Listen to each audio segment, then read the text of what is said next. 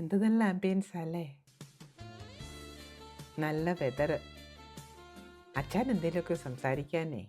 ആ രാവിലെ കഴിച്ച കടലക്കറി ഇല്ലേ, ഇത് ഭയങ്കര ഗ്യാസാ കേട്ടോ.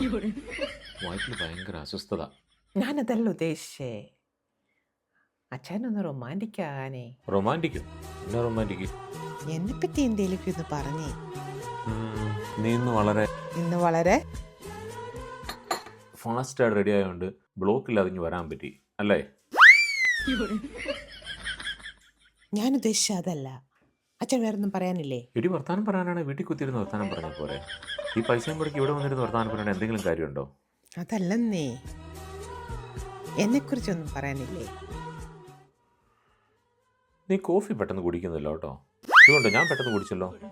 പെട്ടെന്ന് കുടിക്ക്. വണ്ടി ഞാൻ 1 മണിക്കൂറത്തേക്ക് പാർക്കിങ്ങിൽ ഇട്ടേക്കുവാ. നേരത്തെ എന്തില്ലെങ്കിൽ ഫൈൻ അടിക്കും. നിങ്ങളുടെ കൂടെ വന്ന് എന്നെ പറഞ്ഞാൽ മതിയല്ലോ, ഞാൻ പോവാ. എടി നീ പോവാണോ? ഇത്രയും പൈസയും കൊടുത്ത് മേടിച്ച് കോഫി വെറുതെ കളയല്ലേ, നീ കുടിച്ചിട്ട് പോ.